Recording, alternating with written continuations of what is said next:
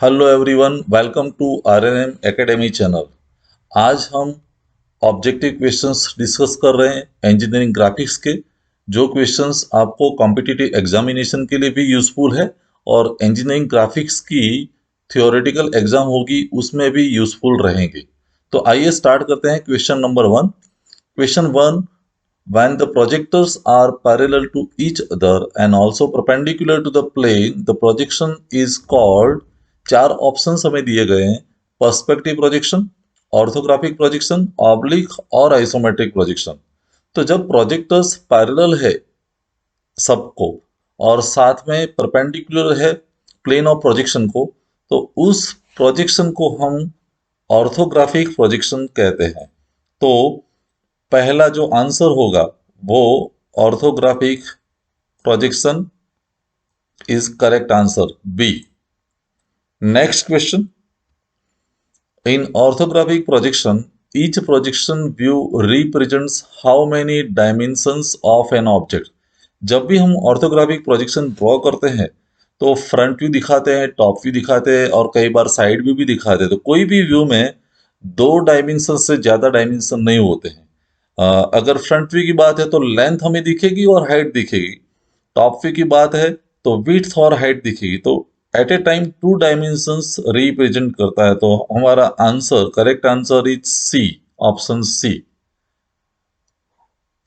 Next question, question three, the hidden parts inside और back side of object while represented in orthographic projection are represented by which line।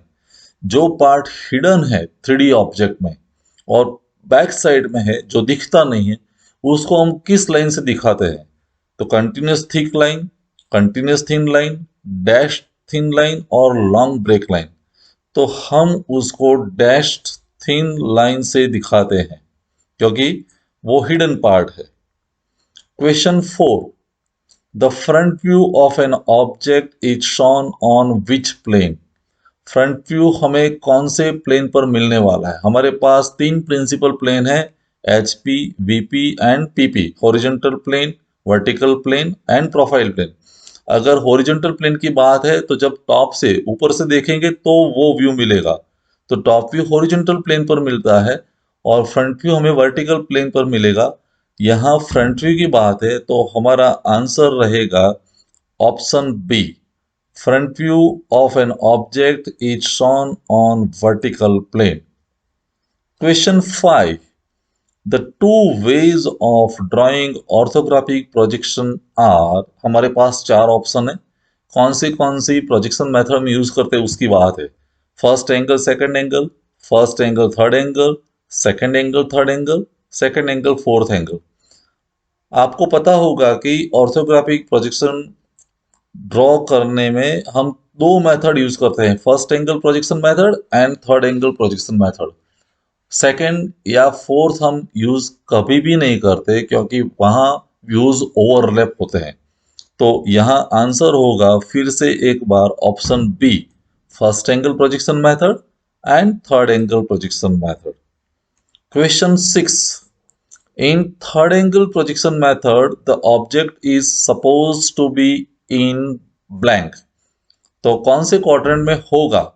Third angle projection method है तो हम object को कहाँ मानते हैं, कहाँ सपोज करके वो बिलीव करते हैं कि ऑब्जेक्ट वहां रखा है। तो object is kept in the third quadrant. तो यहाँ आंसर होगा option C, third quadrant. Question seven, the front view of a cube when it resting on HP on one of its faces and one other face is parallel to VP is। हमें front view का shape कैसा होगा वो सोचना है। Cube दिया है और cube it is resting on HP.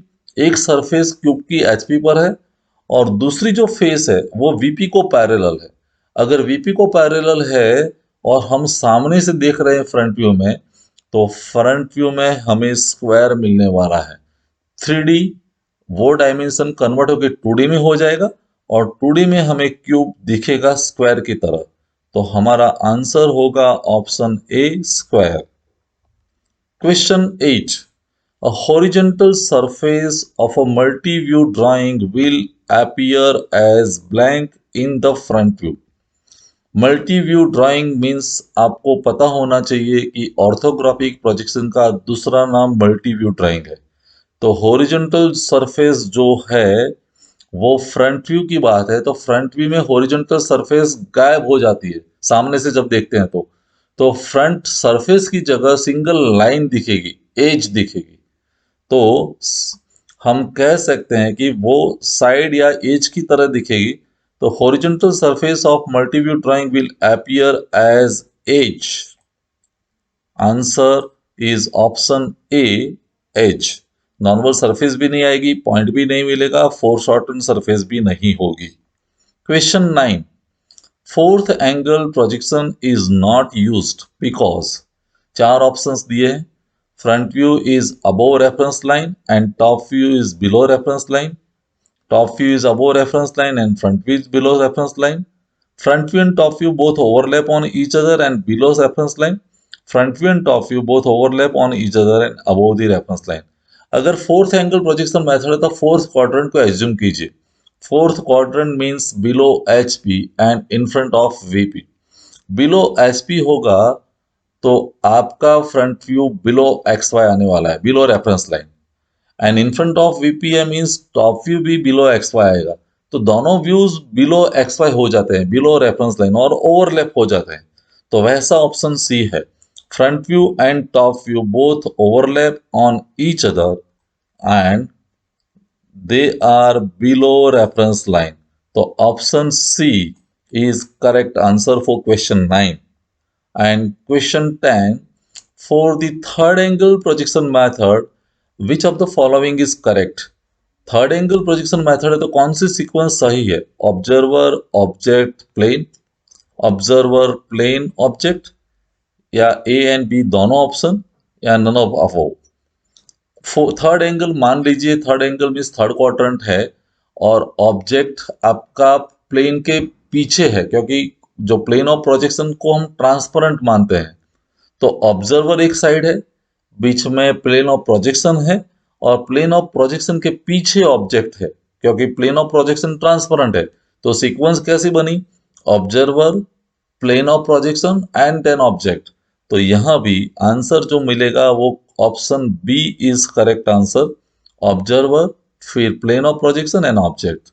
I hope आपको ये सभी ऑप्शंस और सभी क्वेश्चन समझ में आए होंगे, क्वेश्चन 1 से लेके क्वेश्चन 10 तक। तो एमसीक्यू, वैसे एमसीक्यू लेके हम फिर मिलेंगे। Thank you for watching, thank you very much. अगर आपको ये वीडियो पसंद आया है और आप मेरे चैनल पर नए हैं तो प्लीज मेरे चैनल को लाइक कीजिए, शेयर कीजिए और सब्सक्राइब जरूर कीजिए। Thank you very much.